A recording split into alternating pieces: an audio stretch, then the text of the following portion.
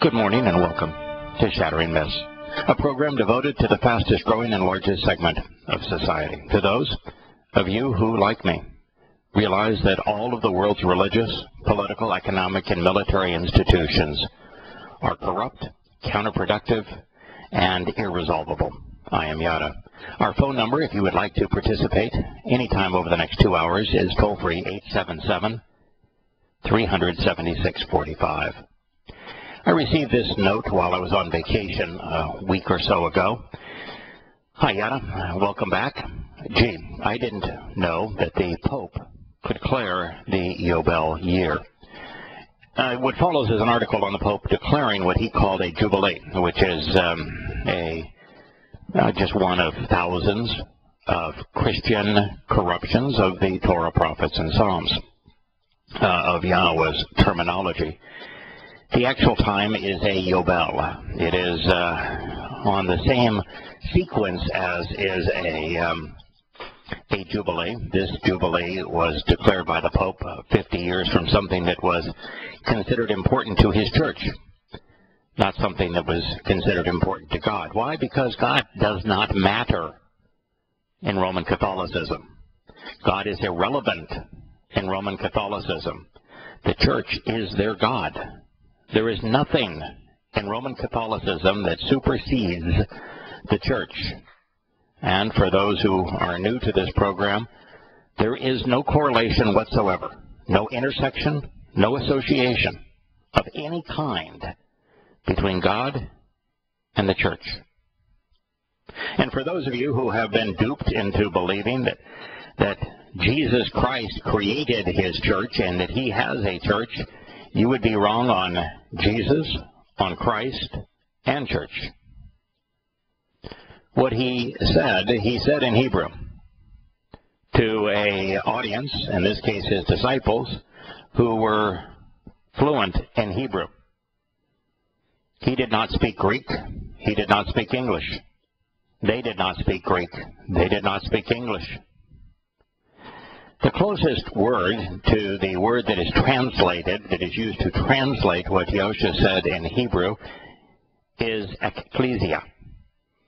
Ecclesia cannot be transliterated to church. Ecclesia, as transliterated, is ecclesia. That means to replicate its sounds.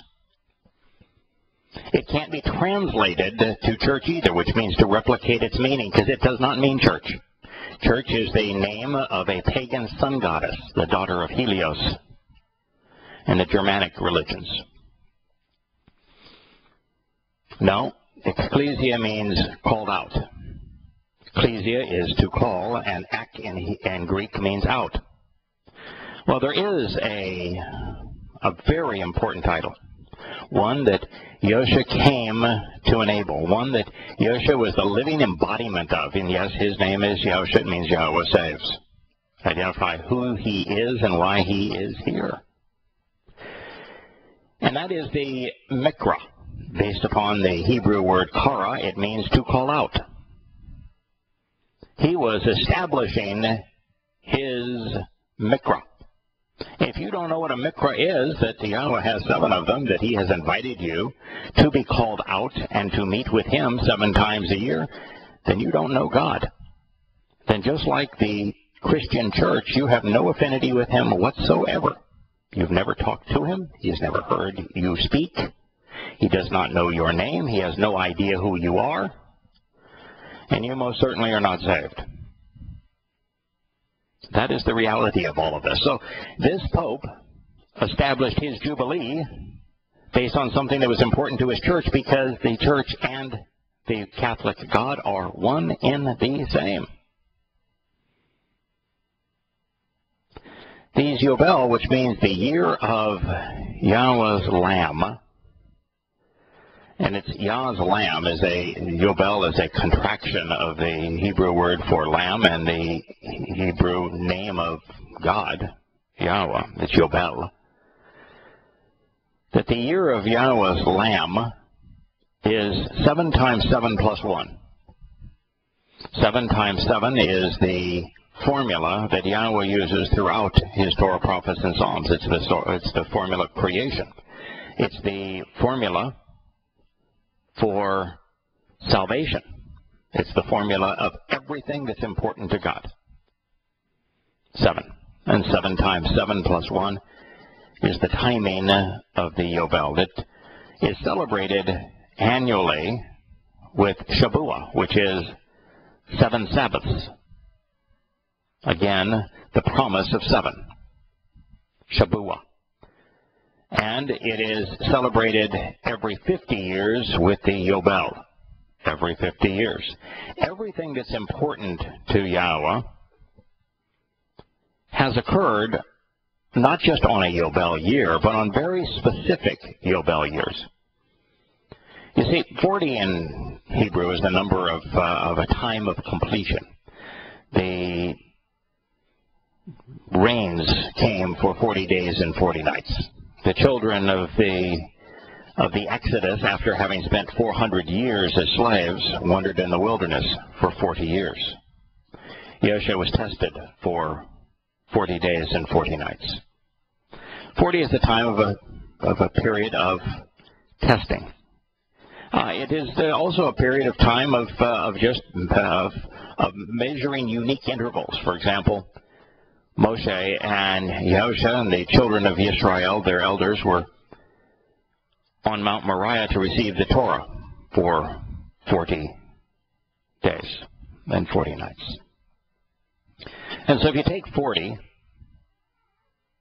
times the number of the Yobel, 50 years, 7 times 7 plus 1, you get 2,000 years.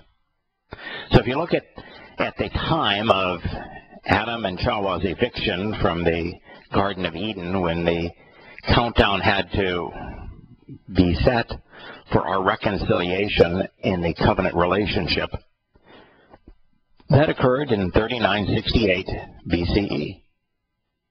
40 Yobel later, Yahowah was initiating the plan of reconciliation with Abraham. In 1968 BCE, 1967 BCE would probably be more precise because there was no year zero, Yahowah and Abraham met on Mount Moriah regarding the sacrifice of the only begotten Son, for which a sacrificial lamb was provided to ratify the covenant, the means to engage in a relationship with Yahowah where our Heavenly Father saves His children. 1,000 years later after that, it's just an interesting artifact, is when the Dode and Solomon began the process of building Yahowah's home on earth, His temple, on Mount Moriah. And so it would be 2,000 years exactly after Abraham and Ishak met with Yahowah and Yosha on Mount Moriah. Yosha, as the corporeal manifestation of Yahowah, the diminished manifestation of Yahowah, did exactly as he said to Shimon Kephesh, who has been corrupted to Peter. And he established his mikra. He himself being a sacrificial lamb of Pesach, his soul descending into Sheol on Matzah to resolve the issue of our sin, to ransom us back. His soul being released from Sheol on Bekurim, firstborn children, so that we could follow his example and become spiritual children in the covenant, perfected and immortal, returning to the Father. And then 7 times 7s later, exactly on the right time of Shavuah, the children of the covenant, Yosha's disciples, and that those who had accepted Yahowah's invitation to participate in this relationship with him were empowered and enriched, fulfilling all 5 of the beneficial promises of the covenant. That's the story of the Yobel. 40 Yobel from the time the covenant was ratified with Abraham and Ishak. Yahowah fulfilled his promises on that same mountain, Moriah. exactly 40 Yobel 2,000 years hence. Now, the Yobel is important because there are two more very important events on Yahowah's calendar. His return to reconcile his relationship with his family, and his establishment of the seventh or Shabbat time here on earth, where he celebrates 1,000 years of Sukkah, which is the seventh of those Mikre. And you can set your clocks. Exactly 40 Yobel, 2,000 years from the time that Yahusha fulfilled Pesach, Matzah, Bekurim, and Shavuah, Yahowah will fulfill, returning on Yom Kippurim, and then setting up camp, camping out with his creation for 1,000 years, beginning on Sukkah. And since most people don't know that we're talking about, in this discussion, year 2,000 Yah, 4,000 Yah, and 6,000 Yah, and how that applies to our pagan Roman Catholic calendar, he fulfilled Pesach, Matzah, Bekurim, and Shavuah, observing them in 33 CE on the pagan Roman calendar. That's 2033. On that same calendar that we use today. That's how much time you have left. Knowing that 7 years before his return, on Yom Kippurim, which will be October 2nd, 2033, that there will be a horrible tribulation. That brings you to the fall of 2026. That's how much time you have if you don't want to endure it. There's only one way out. And the Roman Catholic Church most certainly isn't a way out. It is a way to assure that you will endure the tribulation. And in fact, the tribulation is all about the Roman Catholic Church. It is the beast that dominates that period of time.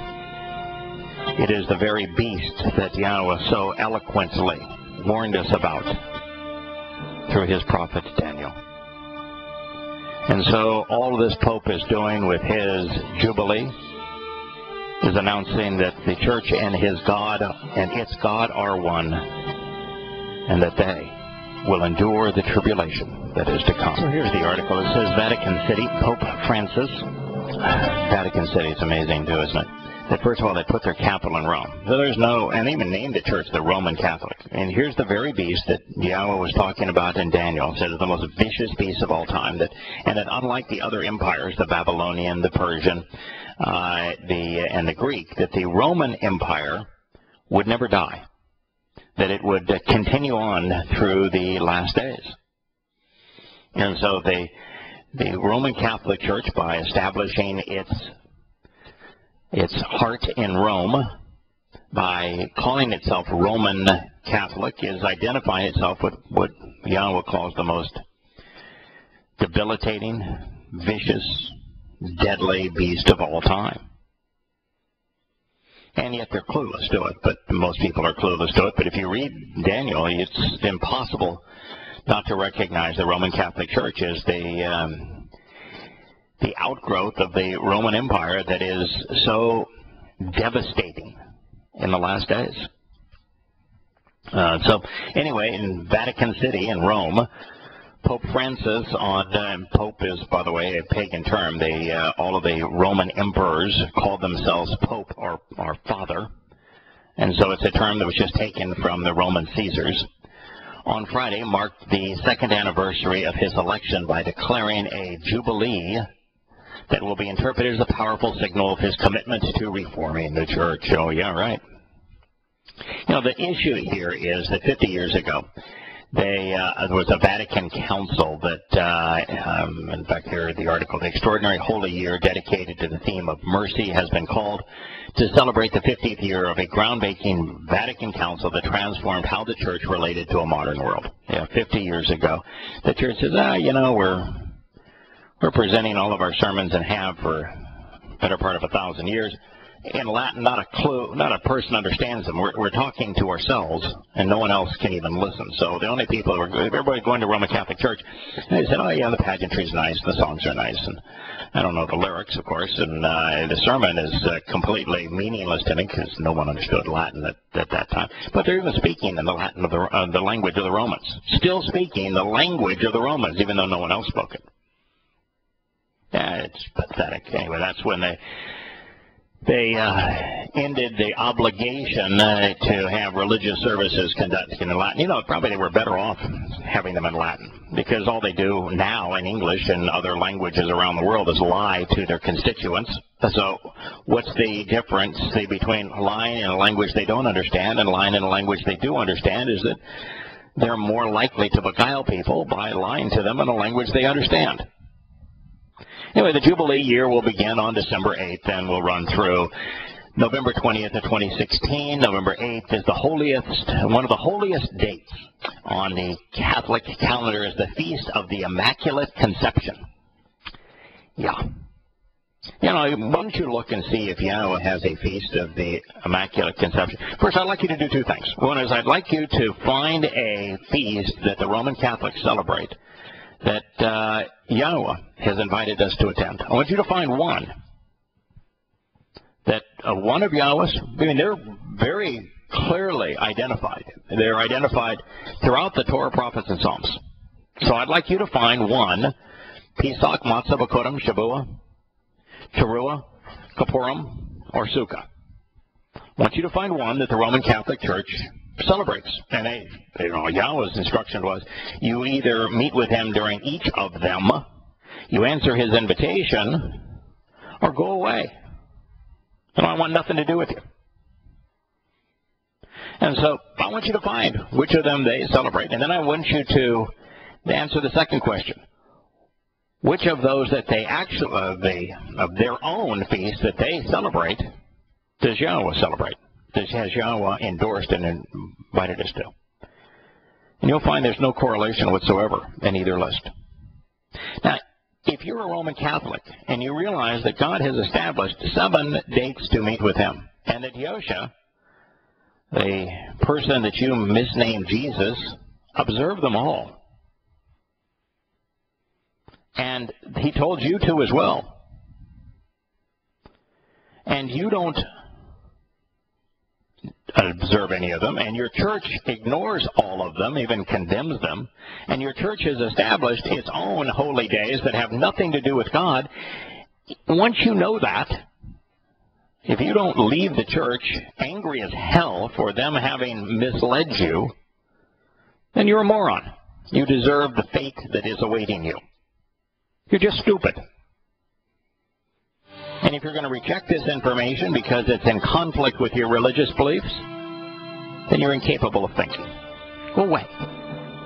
You're going to die at the end of your earthly existence unless you advocate the church, in which case you'll spend eternity with your church in hell. You will have earned it. The truth is obvious. You have to be ignorant and irrational to be a Roman Catholic. Part of this article.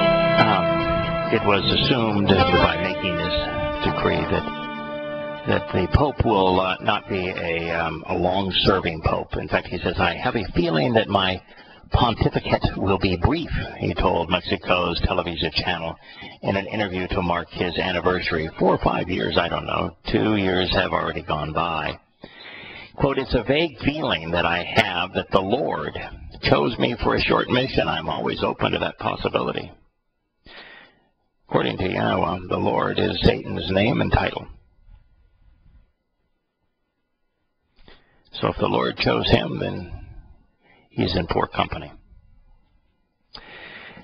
I have 2 articles on a related subject. A federal judge sharply scolded a Justice Department attorney. Justice Department works under the administrative branch of the U.S. government. In other words, this Justice Department attorney was representing the Obama-nator. So a federal judge sharply scolded the Obama representative at a hearing on President Obama's immigration executive actions, saying that the administration deliberately misled him on a key part of the program and that he fell for it, quote, like an idiot, end quote. And describing most of America. Most of America falls for what the Abominator says like idiots. Most everything the man says is untrue. And Americans fall for it like idiots. The Testi court hearing was held on Thursday in Texas. Now, he's accusing the Obama representative of perjury in Texas by U.S. District Judge Andrew Hannon. The judge said that he could order other sanctions against the administration if he finds that indeed she deliberately lied to him. And she did. At issue is whether the DOJ misled the judge. Now, you can hear this journalist. He wants to make it sound like, well, there's some gray area here. Well, there's no issue here. But we'll go ahead and read it as it's written. The issue is whether the DOJ misled the judge into believing that a plank of the Obama program giving deportation reprieves to thousands of young illegal immigrants brought into the U.S. as children would not go forward before he made a ruling on the request to halt it. Yet, in fact, federal officials have given more than 108,000 people reprieves before that date and granted them work permits under the program. So, the Obama administration goes in and lies to the judge and says, oh, judge, yeah, no problem. No problem on this. You don't have to rule so quickly on this executive action. We promise that we won't give any of the children that were brought into the United States illegally immunity. We won't give them. We'll not act on them. We won't do anything in that regard to any of them, Judge. You can trust us on this. And yet, at that time, they had given asylum, immunity, legal status to 108,000. Now, I'm not a whiz at math, but I'm going to suggest here that 108,000 is more than none. And I'm going to suggest that when you say we won't implement this plank of the agreement, and you have implemented it 108,000 times, that there is no chance whatsoever that this was just a slight oversight, Judge. I mean, who's going to notice 108,000 times? I mean, come on, it's a big country, it's a big government. Deliberately, knowingly lying in a court of law. That's called perjury. The person who is responsible is the President of the United States. He should be impeached. It's his narcissism. It's his grandiose sense of self. His enormous ego and his lack of moral fiber, which is a consequence of narcissism, that has caused him to act as if he were king. The judge chided the Justice Department, scolded them, and particularly their attorney, this would be Obama's attorney, Kathleen Hartnett, for telling him at a January hearing before the injunction was issued that nothing would be happening with regard to that key point of the Obama action. An expansion of the 2012 Deferred Action for Childhood Arrivals program known as DACA until February 18th. She lied. Speaking of that same Justice Department, a former FBI agent was charged in federal court Friday with 64 criminal offenses related to the theft of heroin seized as evidence in drug investigations the Bureau conducted in the D.C. region. The investigation and charges brought against the agent, a 33-year-old Matthew Lowry, have led federal prosecutors to dismiss criminal charges against 26 defendants and abandon action at least 5 major drug investigations. Why? Because he was stealing the drugs and then planting the residue on others And he was providing expert witness when he himself was the thief and the drug user. Yes, he has admitted that he stole the heroin, that he used the heroin. He only did so after he was discovered unconscious and slept over his car after overdosing on heroin. And the empty bags that contained the heroin that were all labeled as evidence were found in the back of his car. It's pretty hard at that point to say, I don't know how they got there. I don't know how I overdosed. The reality is that the testimony of the Department of Justice, particularly the FBI, has been dishonest for many decades. Thousands of people have been imprisoned for long periods of time by juries who, like idiots, believed the FBI, their crime lab, and the testimony of the Department of Justice. We lost our way a very long time ago. It's long since time that we recognize this and stop believing them like idiots. This is a story of another alphabet soup federal and state agency running amok, pretending that they have the right to abuse Americans. Quote, I am shocked that my face was slammed into the brick pavement just across the street from where I attend school, Johnson said through his attorney at a news conference here late Thursday of last week. Johnson stood next to his attorney, cuts visible on the student's head. I think he needed 15 stitches to close gashes in his head that were perpetrated by ABC officers. For those of you who do not live in the antiquated world of the South, ABC is the alcohol arm of the state governments. They are the ultimate in hypocrisy. They sell alcohol in these ABC stores. Yeah, they sell alcohol. And yet they have a police, ABC police, that makes certain no one else sells alcohol. You can't be in business to sell alcohol. Why? Where does the Constitution say, thou shalt not sell alcohol? Do they know that as the Constitution was being written, that alcohol was the principal beverage, that during the time of the U.S. Constitution, people either drank alcohol or they died?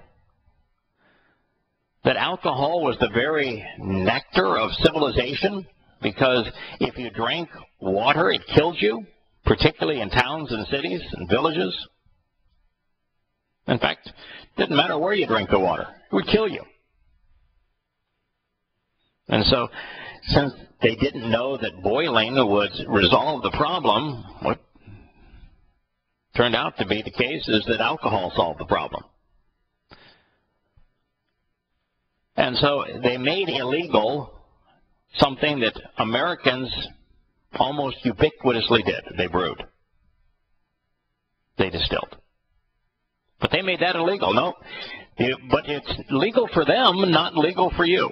That's pure hypocrisy. And people just go along with it. Then they established a police to badger those who would dare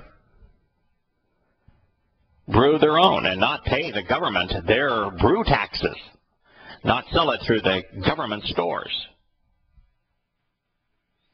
Yeah, and is it the land of the free? Sure it is.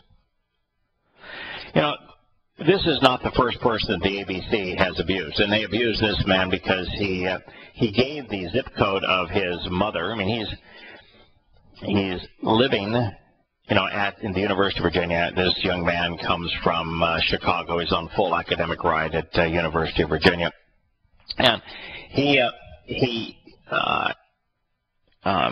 presented an ID to one of the local bars, and because the ABC will close the bar down and take the bar owner's liquor, his business, his freedom from him if he lets somebody in with a fake ID. You know, they have anybody scrutinize his ID and because anything could possibly be wrong with it, they don't let them in, and particularly if they look like they might be underage. And why in the world you could go at 18 and sign up for being indoctrinated by your government and being taught how to kill at 18, and that's legal, but you can't drink until you're 21. I don't understand that rule. Seems pretty stupid to me. But anyway, that's the nature of the ABC and their business, and so this man, the ABC, stands outside of bars just to pounce on those who are denied entrance into a bar. And in this young man's case, he handed them his real driver's license. But not a fake driver's license, handed him his real driver's license. And it had his age correctly stated on it, so they started to drill him because they were all upset that they didn't have a victim. They wanted somebody they could abuse. And so he gave the zip code when asked for a zip code of where he'd come from, his mother's address, because it's where he lived prior to being right there in Virginia going to school. And so for that, they pounded his head into the sidewalk. Lovely, huh? By the way, the same ABC in an unmarked car with ununiformed officers chased down one of my wife's closest friend's daughter and harassed her. I mean, really abused her. They're belligerent. They're aggressive. They're violent. They're enraged. They're hot-tempered. They're out of control. The nature of the ABC is the same nature as the DEA. It's the same nature of the FBI. It's the same as the CIA. It's the same. No matter the alphabet soup label on them, the ATF. There's so many of these state and local agencies that are somewhere between police and military. And they're all belligerent. And you know, there are times, in the case of my wife's friend's daughter, this girl and her two friends went to the store to buy, and it was soft drinks. I think it was, vitamin waters, that sort of thing. And the ABC was outside, lurking outside the store, and saw them put the case of vitamin waters in their trunk, and not only followed them, but then pulled up next to them and told them to pull over in an unmarked car. They're not even in uniforms. And when the girls did the right thing, which is, in no way are you going to pull over under this set of circumstances. There have been a number of girls raped in that community. No way. And so they tried to find a place where they could pull over that was well lit, where there were lots of people. And so they were ultimately forced to pull over and arrested for avoiding arrest. They had done nothing wrong. And they were tremendously harassed by the ABC officers, just as was a case in the same town in central Virginia. A young man that bought a six-pack of water from a local store, he suffered the same fate. The policing mechanism in America is completely out of control. A lot of it is a combination of two things. One is far too many have come out of the indoctrination of the military, where they have been taught to kill. The wrong environment to bring people into policing, and yet it's the most common. And the second is that Americans that serve in the Justice Department and in the FBI and in the ABC and the ATF and DEA have all been indoctrinated in America's schools, where political correctness has run amok, and they're incapable of being moral, of exercising good judgment. And so we have a belligerent society where those of us who are citizens who have the right to keep and bear arms are precluded from doing so, and established militias of police and military are armed to the teeth with military weapons, badgering the citizens, depriving them of their freedoms. And all the while, the citizenry just yawns. It is an extraordinarily sad state of affairs. By the way, Scott, do you know what the Cleveland police chief had to say about his officers driving up at high speed right beside a young boy that was playing with a toy gun, scaring the kid to death, and within 2 seconds of the time that they arrived on the scene, without even talking to the boy, shooting him dead? Do you know what he had to say about the conduct of his police officers in murdering the young boy? I know they blame the child. They blamed the child. They exonerated the officers. Yeah, Tamir Rice is the child's name. Yep. Yeah, they blame the child. Yep. The same thing is the case of the man that was suffocated by the police officer in New York, where the man had, his crime was that he tried to break up a fight. And they choked him to death while he, in diminishing sounds, said, "I can't breathe." They exonerated them too and blamed the man that they killed. Yeah, apparently that's okay, I guess. I mean, it's okay for police officers to kill unarmed 12-year-old kids. Yeah, 12-year-old kids. I mean, and men that try to intervene, doing the right thing to stop a fight, it's okay to kill them too. Yep. Okay to kill them. I mean, yeah. You know, there was a mentally retarded boy that the police killed in Los Angeles. They were exonerated too. Why? Because they lied. You know, part of the problem in the Justice Department in that first case, where you have multiple people from attorneys to FBI agents lying, is that they come out of the culture of the military where lying is pervasive, according to the study by the War Department. Everyone is lying. They wouldn't tell the truth, even if the truth sounded better. All the way up to the President, the Commander-in-Chief himself.